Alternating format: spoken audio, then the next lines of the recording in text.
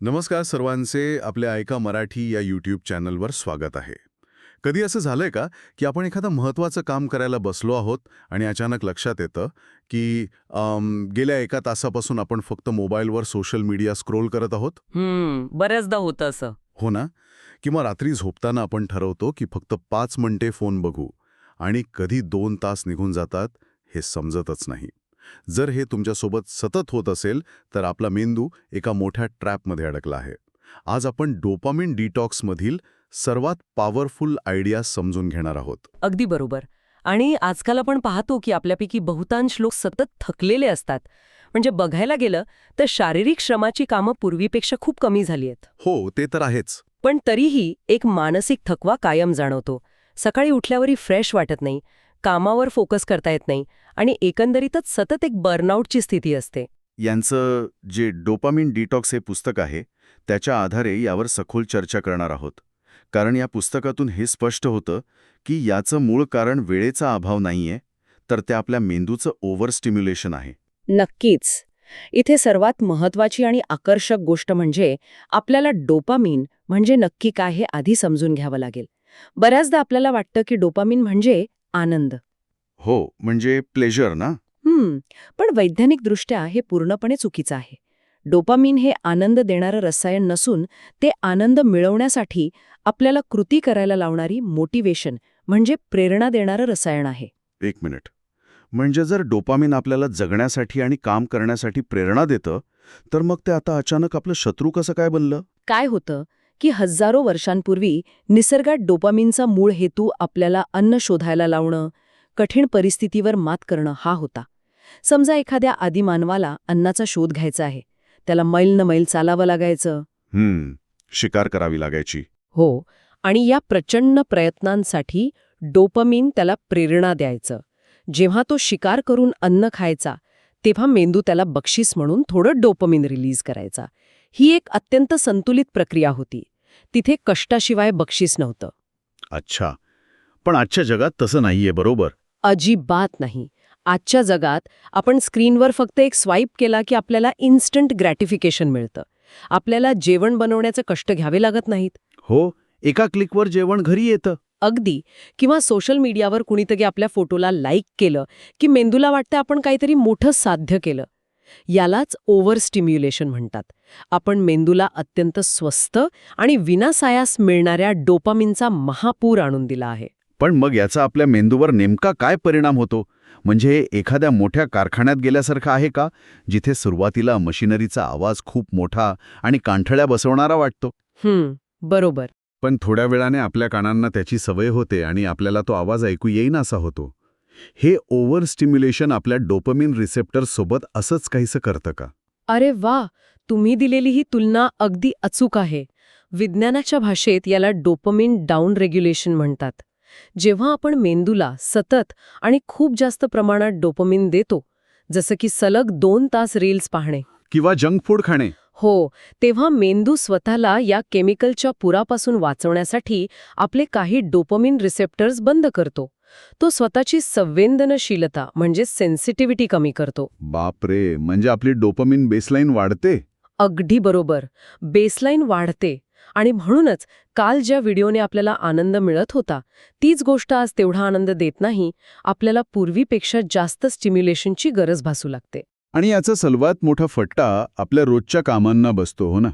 म्हणजे साध्या गोष्टी आहेत, जसं की एखादं पुस्तक वाचणं, मित्रांशी समोरासमोर बसून गप्पा मारणं. यातून मिळणाऱ्या साध्या डोपामिनची आपल्या मेंदूला नोंदच घेता येत नाही. अगदी तसंच. म्हणूनच आपल्याला अभ्यासाचा किंवा कामाचा सतत कंटाळा येतो. कारण त्यात इन्स्टंट बक्षीस नसतं. यावर प्रॅक्टिकल उपाय म्हणून दिवसातील एक अशी वेळ ठरवावी लागेल जेव्हा आपण फोनपासून लांब राहू. म्हणजे कामाला बसल्यावर पहिले 45 मिनिटे फोन न पाहणे? हो, फक्त फोन लांब ठेवा असं म्हणण्यापेक्षा आपण आपलं वातावरण असं बनवणं गरजेचं आहे जिथे डिस्टर्बन्स आपल्या हाताच्या टप्प्यात नसेल. अच्छा, तर या सगळ्याचा नेमका अर्थ काय आहे? म्हणजे आपण जास्त काम करण्यासाठी जे मल्टीटास्किंग करतो ते खरं तर चुकीचं आहे का? होय. मल्टीटास्किंग हा आजच्या जगातला एक अत्यंत धोकादायक गैरसमज आहे. आपल्याला वाटतं की आपण एकाच वेळी अनेक कामं करत आहोत. जसं की लॅपटॉपवर रिपोर्ट बनवणे आणि त्याच वेळी फोनवर मेसेजेसना रिप्लाय देणे. पण प्रत्यक्षात मानवी मेंदू एकाच वेळी 2 विचार प्रक्रियांवर लक्ष केंद्रित करूच शकत नाही. तो फक्त एका कामावरून दुसऱ्या कामावर अत्यंत वेगाने स्विच करत असतो. पण मी अनेकदा ऐकलंय की मल्टीटास्किंगमुळे आपली कामं लवकर होतात. म्हणजे मी जर एकीकडे डॉक्युमेंट वाचत असेन आणि दुसरीकडे ईमेलला रिप्लाय देत असेन तर माझा वेळ वाचतो ना? तिथेच तर सगळ्यात मोठी गोम आहे. जेव्हा आपण असं एका विषयावरून दुसऱ्या विषयावर उडी मारतो तेव्हा आपल्या मेंदूला प्रचंड प्रमाणात ऊर्जा खर्च करावी लागते. म्हणजे मेंदूची बॅटरी आपण विनाकारण वेगाने संपवत असतो. फक्त बॅटरीच नाही तर सर्वांत भयंकर गोष्ट म्हणजे या सततच्या स्विचिंगमुळे मेंदूला वाटतं की आपण कोणत्या तरी संकटात आहोत. अच्छा. हो, उत्क्रांतीच्या काळात जेव्हा माणसाला अनेक दिशांनी लक्ष द्यावं लागायचं तेव्हा ते जंगली जनावरांच्या हल्ल्यापासून वाचण्यासाठी असायचं. त्यामुळे जेव्हा आपण आज अनेक कॅब्स ओपन करून काम करतो तेव्हा मेंदू पुन्हा त्याच सर्व्हायव्हल मोडमध्ये जातो. आणि मग स्ट्रेस वाढतो. अगदी. शरीरात कॉर्टिसॉल नावाचं स्ट्रेस हॉर्मोन मोठ्या प्रमाणावर रिलीज होतो. बापरे, म्हणजे आपण फक्त ऑफिसचं काम लवकर संपवण्याचा प्रयत्न करतोय, पण आपल्या मेंदूला वाटतंय की आपल्यामागे वाघ लागलाय. हे तर भयानक आहे. हो, आणि यामुळेच आपली विचार करण्याची क्षमता कमी होते. आपण लॅपटॉपवर महत्त्वाचं काम करताना मध्येच मोबाईलवरचा मेसेज चेक करतो. तो मेसेज पाहिल्यावर मेंदूला एक खोटा डोपामिन मिळतो की काम संपलं. आणि मुख्य काम बाजूलाच राहतं. म्हणजे काम पुढे ढकलण्याची सवय लागते. बरोबर. आणि दिवसाच्या शेवटी आपण प्रचंड थकलेले असतो. यासाठी पुस्तकात एक अतिशय उत्तम उपाय दिलाय, तो म्हणजे 90 मिनिटांचे अनइंटरप्टेड वर्क ब्लॉक्स तयार करणे. म्हणजे विनाव्यत्यय कामाचे टप्पे. हो, मानवी मेंदूची नैसर्गिक लय साधारण 90 मिनिटांची असते. या वेळेत फोन एअरप्लेन मोडवर ठेवायचा आणि फक्त एकाच कामावर पूर्ण फोकस करायचा. यामुळेच कॉर्टिसॉल नियंत्रणात राहतो. आणि इथेच ही गोष्ट खऱ्या अर्थाने रंजक बनते, कारण यातून बाहेर पडण्यासाठी आपण डोपामिन डिटॉक्सचा विचार करतो. पण मला इथे एक शंका आहे. बोला ना. इंटरनेटवर अनेक लोक म्हणतात की 24 तास किंवा 48 तास कुठलाच फोन वापरायचा नाही. पण आजच्या जगात जिथे आपलं सगळं काम लॅपटॉपवर चालतं तिथे हे प्रॅक्टिकल कसं असू शकतं? यावरून एक अत्यंत महत्त्वाचा प्रश्न निर्माण होतो. आणि तुम्ही विचारलेला हा प्रश्न रास्त आहे. डोपामिन डिटॉक्सचा अर्थ डोपामिन पूर्णपणे शून्यावर आणणे असा मुळीच नाही. तसं केल्यास आपल्याला श्वास घ्यायची सुद्धा प्रेरणा मिळणार नाही. डिटॉक्सचा खरा उद्देश हा इन्स्टंट ग्रॅटिफिकेशन देणाऱ्या गोष्टींपासून काही काळासाठी ब्रेक घेणे हा आहे. म्हणजेच डिजिटल एंटरटेनमेंट किंवा सोशल मीडिया यांसारख्या गोष्टींपासून. अगदी बरोबर. म्हणूनच लिंडा हिल पार्शियल डिटॉक्सची संकल्पना सुचवतात. जर तुमचं काम फोनवर असेल तर कामाच्या वेळेत फोन वापरा, पण तुम्ही असा नियम बनवू शकता की संध्याकाळी 7 नंतर आपण सोशल मीडिया उघडणार नाही. हा एक अतिशय प्रॅक्टिकल मार्ग आहे. म्हणजे आपण आपल्या सोयीनुसार डिटॉक्स करू शकतो. होय. आणखी एक उदाहरण म्हणजे रविवारी अर्धा दिवस स्क्रीनपासून दूर राहणे आणि त्याऐवजी निसर्गात चालत जाणे, हेडफोन्स न वापरता. अच्छा, हेडफोन शिवाय? हो, किंवा घरातील पसारा आवरणे. पण इथे सगळ्यात मोठी अडचण येते. जेव्हा आपण आपला फोन बाजूला ठेवतो तेव्हा आपली डोपामिनची जी बेसलाईन वाढलेली असते तिला अचानक खाली आणणं मेंदूला सहन होत नाही. बरोबर. कारण आपल्याला त्या ओव्हर स्टिम्युलेशनची सवय झालेली असते आणि फोन नसेल तर आपल्याला प्रचंड कंटाळा येतो. आणि हाच कंटाळा म्हणजे बोर्डम आपला सर्वात मोठा शत्रू नसून आपला सर्वात चांगला मित्र आहे. एक मिनिट, कंटाळा आपला मित्र कसं काय असू शकतो? आपल्याला तर कायम हेच शिकवलंय की रिकामं बसणं म्हणजे वेळेचा अपव्यय. जर आपण याला मोठ्या चित्राशी जोडून पाहिलं तर न्यूरोसायन्सनुसार कंटाळा ही एक अशी स्थिती आहे जिथे मेंदूची डिफॉल्ट मोड नेटवर्क सिस्टम ॲक्टिव्हेट होते. मेंदूची डिफॉल्ट सिस्टम ती काय करते?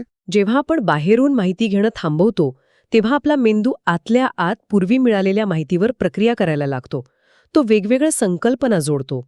अच्छा. म्हणूनच आपल्याला बऱ्याचदा अंघोळ करताना किंवा शांत चालत असताना सर्वोत्तम आयडिया सुचतात, कारण त्यावेळी आपला मेंदू डिफॉल्ट मोडमध्ये असतो. वा, म्हणजे आपण ज्याला रिकामेपणा समजतो ती खरं तर मेंदूची सर्जनशीलतेची वेळ असते. होय. आणि याच वेळेला योग्य दिशा देण्यासाठी जेव्हा आपण हाय डोपामिन ॲक्टिव्हिटीज कमी करतो तेव्हा तिथे स्लो रिलीज ॲक्टिव्हिटीजची सवय लावणं आवश्यक आहे. स्लो रिलीज ॲक्टिव्हिटीज म्हणजे नक्की काय? या अशा गोष्टी आहेत ज्या लगेच आनंद देत नाहीत पण दीर्घकाळात समाधान देतात. यात डोपामिन हळूहळू रिलीज होतं. जसं की बाहेरून जेवण मागवण्याऐवजी स्वतः लक्षपूर्वक जेवण बनवणे. अगदी बरोबर. हे एक उत्तम उदाहरण आहे.